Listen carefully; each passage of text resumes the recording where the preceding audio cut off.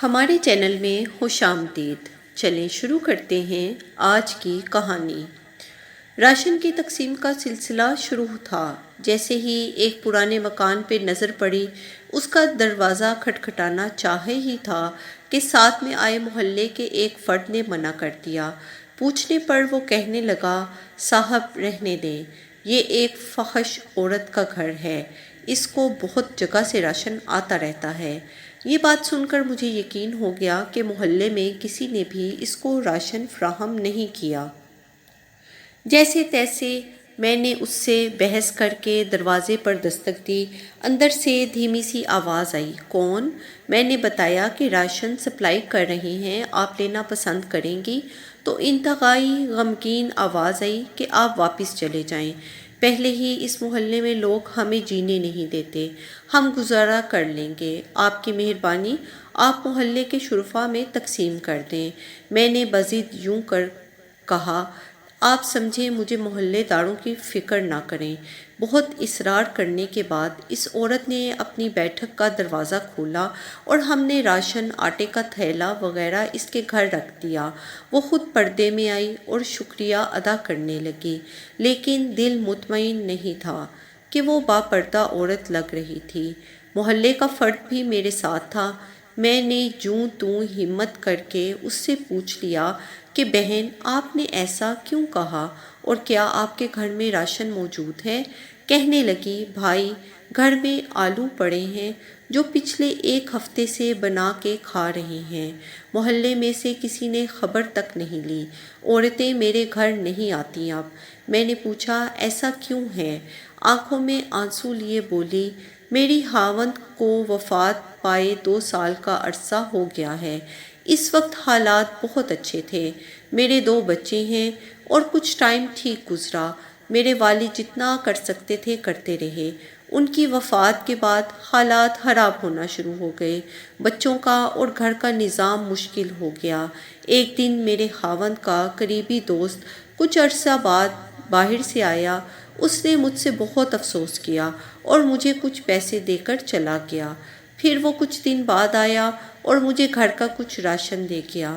دوسری دفعہ لوگوں نے جب میرے دروازے پر گاڑی کھڑی دیکھی تو طرح طرح کی باتیں کرنا شروع کر دیں۔ پھر جب وہ واپس بیرون ملک لوٹنے لگا تو جاتے ہوئے میرے گھر آیا اور کہا، بہن، یہ میرا نمبر ہے، آپ کو کسی بھی چیز کی ضرورت ہو تو اپنے بھائی سے کہنا، کسی محلے دار سے مانگنے کی ضرورت نہیں۔ جب وہ باہر نکلا تو محلے کے لوگوں نے اسے پکڑ کر مارنا شروع کر دیا۔ تم نے ہمارے محلے میں گند مچایا ہوا ہے۔ یہ سن کر میں نے چیخنا شروع کر دیا کہ تم لوگوں نے میرا حال تک نہیں پوچھا، اور اگر کوئی بھائی بن کر میرا خیال کر رہا ہے تو تم اسے بھی مار رہے ہو۔ شرم سے میری جان نکلی جا رہی تھی کہ اتنی ہمدردی کا یہ صلہ ملا اسے۔ وہ ان کو سمجھاتا رہا کہ یہ میری بہنوں جیسی ہے، لیکن محلے کے لوگوں کو جیسے ایک تماشا ملا تھا لگانے کو۔ خیر، وہ جان چھڑا کے وہاں سے چلا گیا۔ کچھ عرصہ تک مجھے اگر کبھی ضرورت محسوس ہوتی تو میں کال کر دیتی شرمسار ہو کر ان کو، اور وہ مجھے بینک میں پیسے حسب ضرورت بھیج دیتے۔ پچھلے 2 ماہ سے ان کو کال نہیں کی، اور پھر یہ وائرس کا مسئلہ تو سنا کہ ان کے ملک کے حالات زیادہ خراب ہیں۔ دوبارہ نہ میری ہمت ہوئی کبھی ان کو کال کرنے کی۔ بیوہ سمجھ کر اگر کوئی میری ہمدردی کرنا بھی چاہے تو محلے والے مجھے غلیظ نظروں سے دیکھتے ہیں، اور محلے میں اتنے شرفاء ہیں کہ ہر کوئی گزرتے ہوئے میرے دروازے پر جھانک کر جاتا ہے، باہر جاتے ہوئے مجھے گھورتے ہوئے جاتا ہے۔ اپنی عورتوں کو میرے گھر نہیں آنے دیتے۔